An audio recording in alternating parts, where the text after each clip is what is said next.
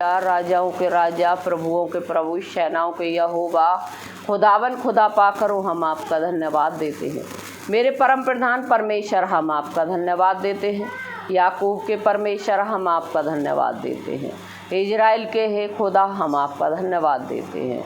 सनातन के यहोवा परमेश्वर, हम आपका धन्यवाद देते हैं। पवित्र आत्मा जी, हम आपका धन्यवाद देते हैं। और मेरे पिता, आज के दिन के लिए हम आपके हाथों में सौंपते हैं। जो आज की सभा है प्रभु, जो आज आपका महिमा का दिन है प्रभु, मेरे खुदावन, आपसे बेहतर हमारे बारे में कोई नहीं जानता। प्रभु, जो भाई बहन यहाँ पर आपकी महिमा में आज उन्होंने अपना कीमती वक्त छोड़ा और आपके लिए दिया है प्रभु, आज उनके लिए भी पिता आप बहुत सारी आशीष दें। प्रभु, हम धन्यवाद देते हैं जो भाई बहन हमको यूट्यूब पर भी देख रहे हैं। परमेश्वर, उनके जीवन के हर एक दुख को आप यीशु के नाम से ख़त्म करें और पिता उनके जीवन में भी बहुत सारी आशीष दें। पिता परमेश्वर, आपने वचन में लिखा है कि मेरे नाम पर जहाँ 2 या 3 इकट्ठा होते हैं, मैं वहाँ हाजिर होता हूँ।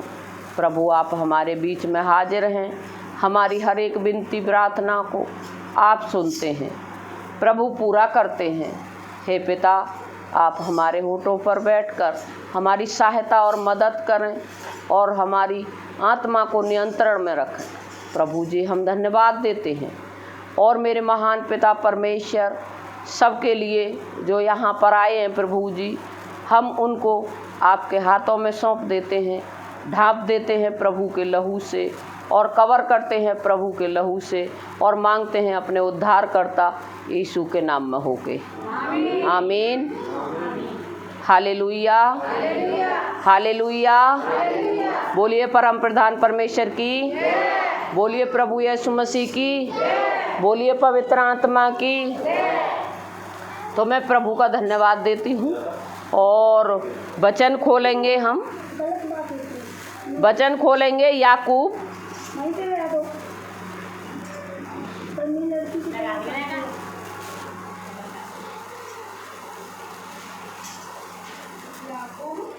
याकूब 2:14।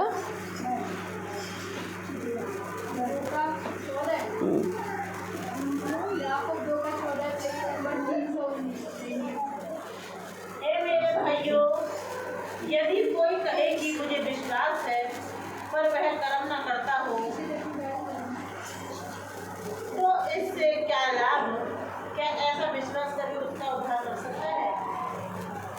हे मेरे भाइयों, क्या कह रहे हैं यहाँ पर याकूब? क्या कह रहे हैं? हे मेरे भाइयों। किससे कह रहे हैं? हम लोगों से। किस लिए? किस लिए कह रहे हैं? हे मेरे भाइयों, यदि कोई कहे मुझे विश्वास है पर वह कर्म ना करता हो, तो इससे क्या लाभ? अगर कोई इंसान कहता है हाँ मैं परमेश्वर को जानता हूँ, हाँ मैं प्रभु यीशु मसीह को जानता हूँ, हाँ मैं पवित्र आत्मा को जानता हूँ, और कर्म ना करता हो, जैसे कर्म ना, कौन सा कर्म? हे मेरे भाइयों, यदि कोई कहे मुझे विश्वास है, यदि कोई कहे मुझे परमात्मा पर विश्वास है और कर्म ना करता हो, अगर हम अपने घर में खाना बना रहे हैं, अगर हम उसे बना के रख रहे हैं और बना के उसको खा नहीं रहे हैं अपने हाथ से तोड़ के, तो क्या हमारे मुंह में चला जाएगा? परमेश्वर हमको अपने हाथ से खिलाएगा?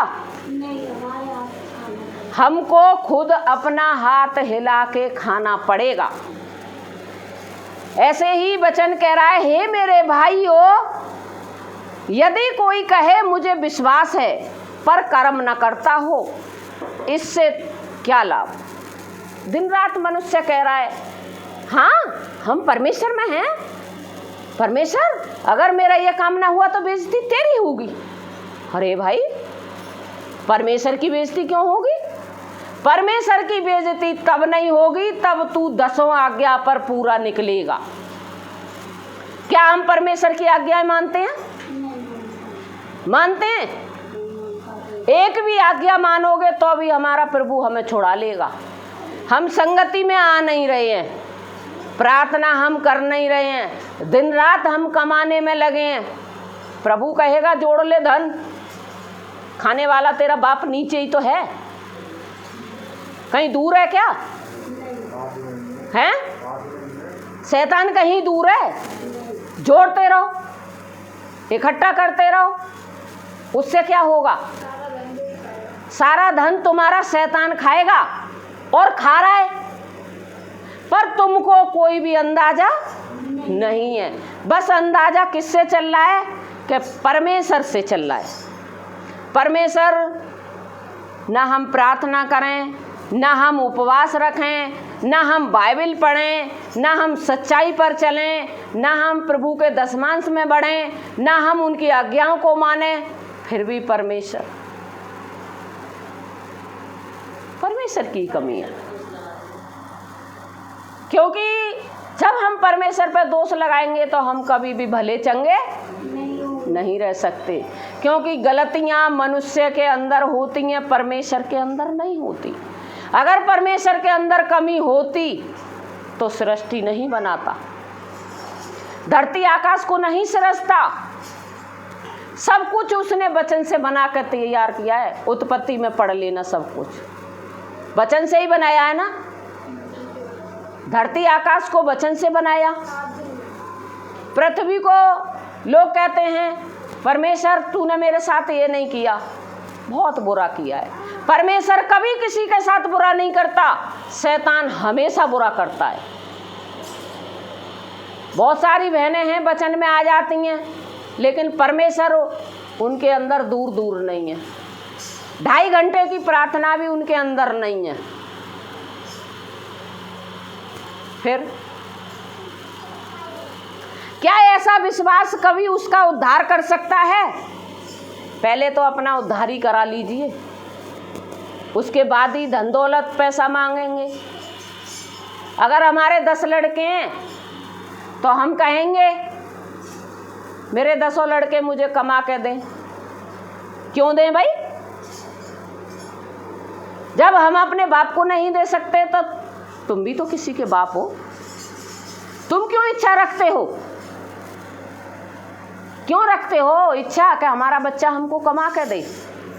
भाई जब हम प्रभु का पैसा प्रभु को देंगे तो शैतान हमें कभी छू ही नहीं सकता, हमारे बने घर बिगड़ नहीं सकते। अब वचनों में लोग आते नहीं हैं, ना मियाँ ना बीवी, बाकी सारा काम परमेश्वर कर देगा। क्योंकि परमेश्वर के हम नौकर नहीं, परमेश्वर हमारा नौकर है। नौकरी तो हुआ क्योंकि हम उसको नौकरी की तनख्वाह देते हैं। परमेश्वर को हम तनख्वाह नहीं देते, गड्डियाँ की गड्डियाँ चिन देते हैं हम परमेश्वर के लिए। परमेश्वर के लिए लोगों पर सच्चाई से 1 हफ्ते के बाद वचन में आने के लिए भी टाइम नहीं है। बाकी सब कुछ मिल जाए, मेरे लिए भी मिल जाए और मेरे ससुराल वालों के लिए भी मिल जाए और पीहर वालों के लिए और ज़्यादा मिल जाए और मेरे नाती हो जाए, मेरे बेटा हो जाए, मेरा पोता हो जाए, मेरा परपोता हो जाए, सारा कुछ हो जाए, लेकिन परमेश्वर तू साइड में ही रही हो। है बात थोड़ी कड़वी है। करेला कितना कड़वा होता है, लेकिन कड़वा खाने के बाद में ना तो शरीर में कोई रोग रहता है। कड़वी दवाई पीने से ही इंसान ठीक होता है।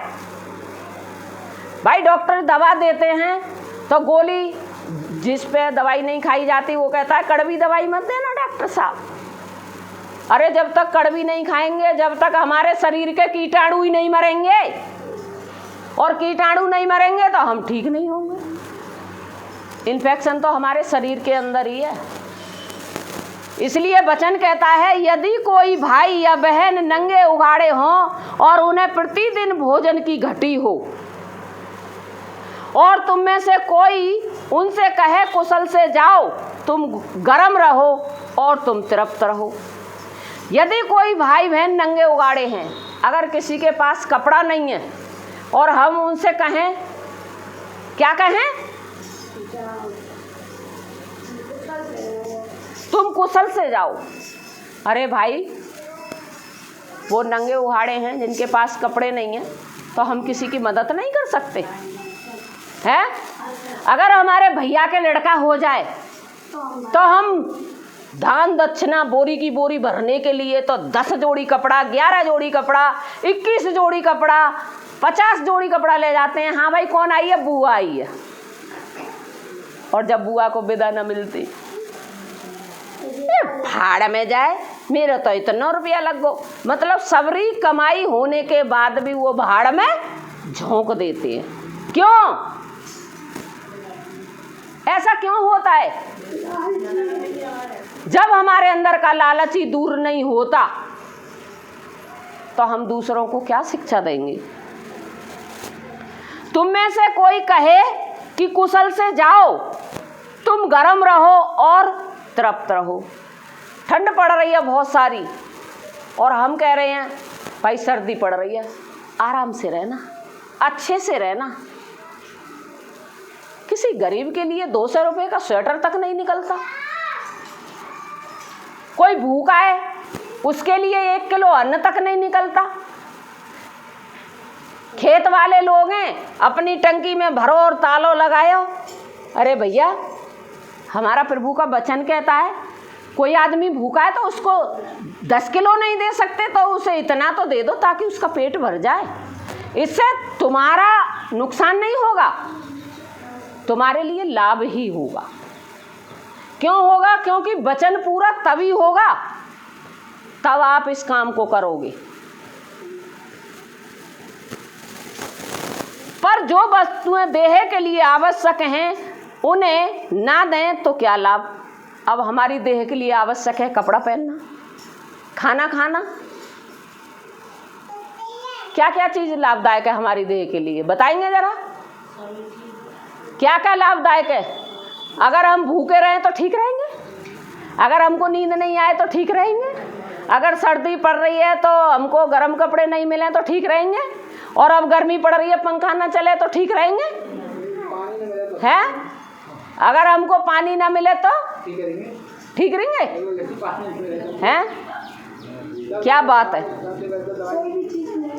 लोग परमेश्वर के वचन में रहने के बाद भी परमेश्वर को देने को तैयार नहीं, लेकिन दवाई अपने घरों में मेडिकल बना रखा है लोगों ने। खा भैया, खा भैया, खा भैया। लेकिन परमेश्वर पिता को देने में डर लगता है। झूठ बोलते हैं लोग, दशमांश की चोरी करते हैं और ठीक नहीं रहते। तो अब ये बताइए, मैं उन्हें देखूंगी या परमेश्वर देखेगा? मैं किस किस को देखने जाऊंगी? मैं तो आपकी शक्ल देख सकती हूँ कि धर्मेंद्र बैठे हैं, सत्तो बैठे हैं, आपकी शक्ल ही तो देख सकती हूँ, अंदर से थोड़ी देख सकती हूँ। इसलिए अपने मनों को खोलें, अपने मनों के घुटनों को टेकें प्रभु के आगे। वरन कोई कह सकता है मुझे विश्वास है और कर्म करता हूँ, तू अपना विश्वास मुझे कर्म बिना तो दिखा। अरे कर्म बिना विश्वास ही दिखा दे, इतना ही दिखा दे कि तू 4 संगति संडे को आता है, इतना ही दिखा दे। बहुत सारे भाई बहन हैं, कल रक्षाबंधन है, प्रभु के वचन में रहने के बाद भी अंधन और बंधन अभी तक नहीं टूटे। मानते हैं हम आदर करो बहन बेटियों का, ये नहीं कह रहे हम आदर मत करो, आदर करो, लेकिन प्रभु का काम भी करो। तुम्हारे पास देने के लिए है तो बहन बेटियों को भी दो, ताकि परमेश्वर खुश हो। अपने माँ बाप के लिए भी दो, कि माँ बाप के लिए तो नहीं है 1 रोटी, और मेरी बहन आ जाए अगर मेरा खुद का बाप आ जाए तो कचौड़ी बनाओ, पूड़ी बनाओ, पनीर की सब्जी बनाओ, हैं? एक बार उनके लिए भी पूछो जिनके बेटे के लिए हम आए हैं। हम तो इतना पूछते हैं तो भी हमारे सासू ससुर हमें नहीं पूछते। हम पूछने जाते हैं तो हम तो इतना ढेंगरा करते हैं फिर भी। तो सबसे पहले आदर करना सीखिए। जब आप आदर करोगे तो आपको आदर मिलेगा, और आप आदर नहीं करोगे तो आपको भी आदर नहीं मिलेगा। क्योंकि इज्जत खरीदी नहीं जाती, विरासत में मिलती है। किस में मिलती है? विरासत किसे कहते हैं? इज्जत हम देते हैं तो इज्जत हमको मिलती है, और इज्जत हम देंगे नहीं तो हमें भी इज्जत नहीं मिलेगी। तुझे विश्वास है कि एक ही परमेश्वर है, तू अच्छा करता है। दुष्ट आत्मा भी विश्वास रखते हैं और थरथराते हैं। अरे ये काम तो दुष्ट आत्मा भी करती हैं, जो तुम करते हो कहाँ परमेश्वर है। दुष्ट आत्मा भी तो जानती हैं कहाँ परमेश्वर है, वो भी तो विश्वास करती है। तो फिर उसमें और हम में फर्क क्या है? क्या फर्क है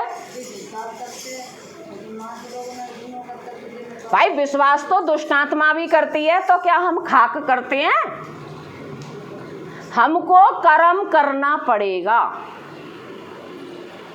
क्या करना पड़ेगा? क्योंकि ऊपर ही लिखा है, हे मेरे भाइयों, यदि कोई कहे कि मुझे विश्वास है पर कर्म न करता हो, तो कर्म बिना हमारा विश्वास क्या है? अधूरा है या पूरा? सही बताइए, कैसा है? अधूरा। तुझे विश्वास है कि एक ही परमेश्वर है और तू अच्छा करता है।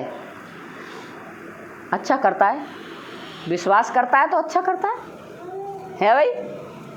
विश्वास करता है तो अच्छा ही करता है, लेकिन कर्म नहीं करता तो अच्छा नहीं करता।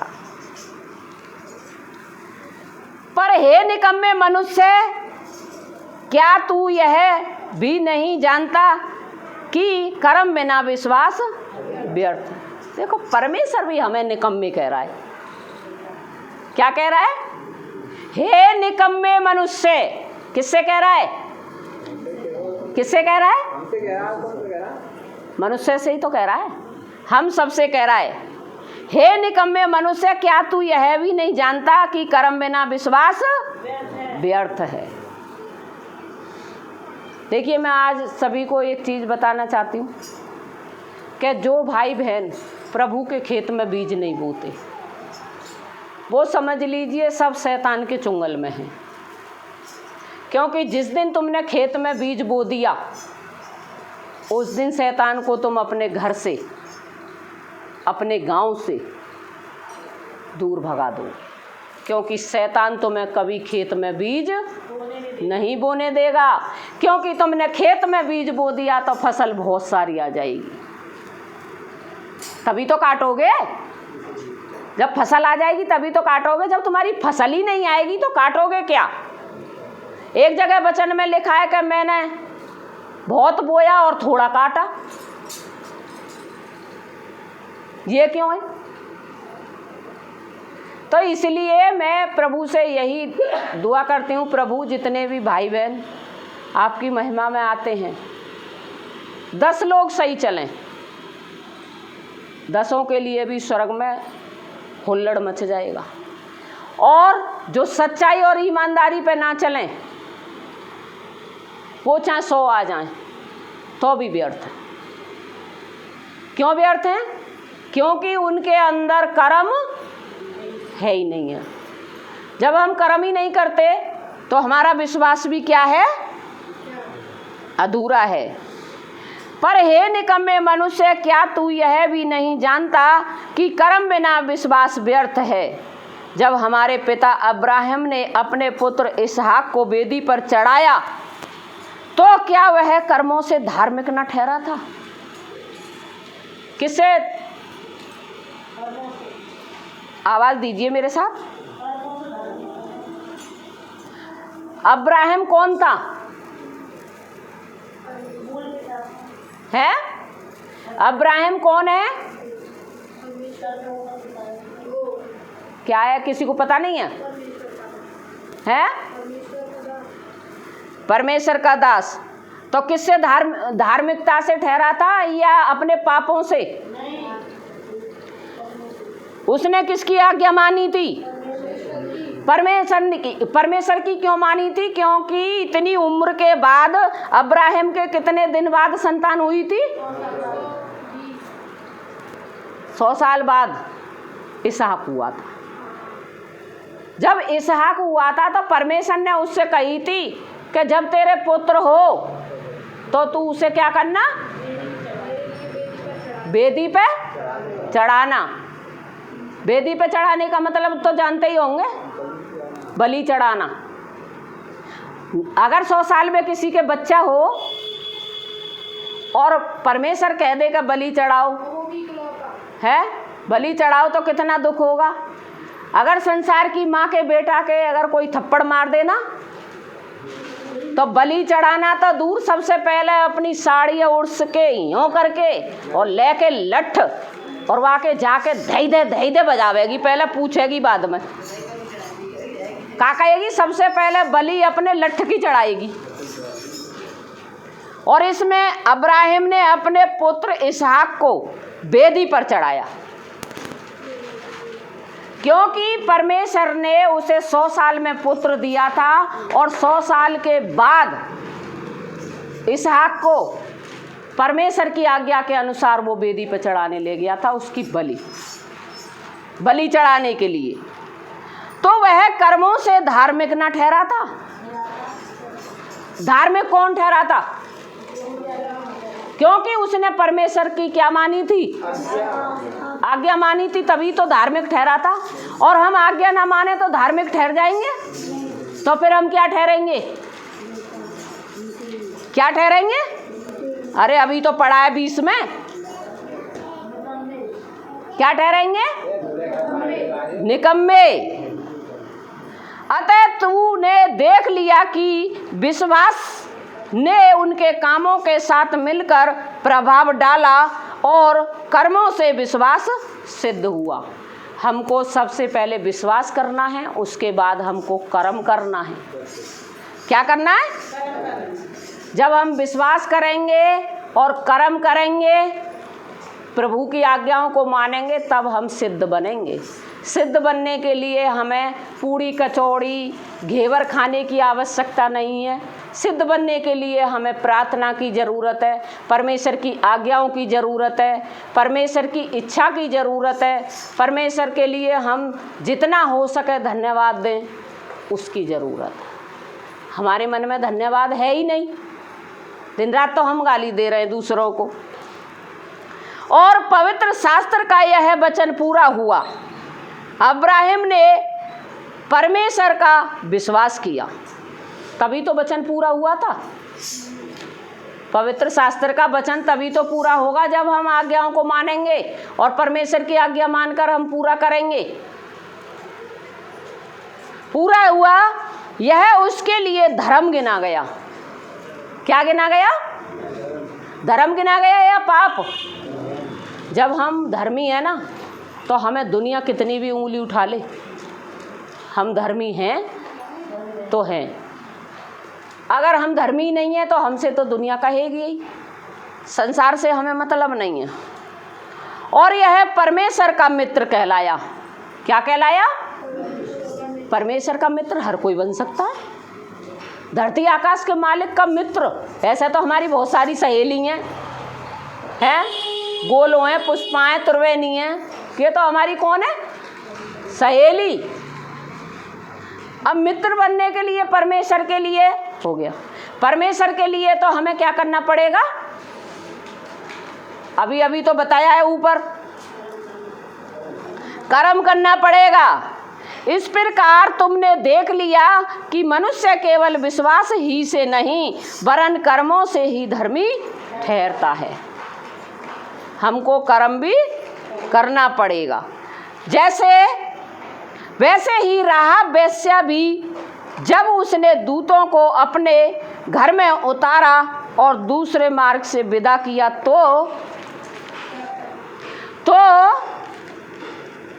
क्या कर्मों से धार्मिक न ठहरी थी? क्या नहीं ठहरी थी? कर्मों से। एक वेश्या थी, वेश्या को तो सभी जानते हैं आप, चाहे और कुछ जानो चाहे ना जानो, वेश्या को तो सभी जानते हैं। जब वो वेश्या थी तो किससे ठहरी थी धर्मी?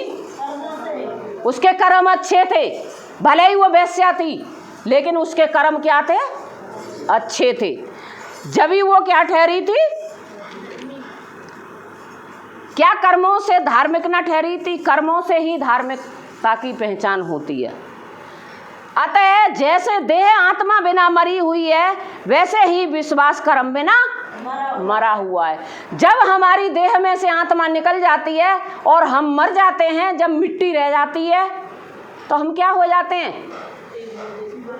क्या हो जाते हैं? अरे जब हमारे शरीर से आत्मा निकल जाती है तो हम क्या हो जाते हैं? मिट्टी।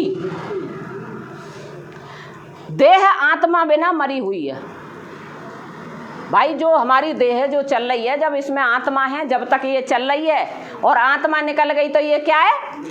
मिट्टी। वैसे ही विश्वास भी कर्म बिना मरा हुआ है। क्या है? इसलिए हमको क्या करना है? खाली कर्म, विश्वास और कर्म दोनों करने हैं, तब तुम लोग सिद्ध बनोगे।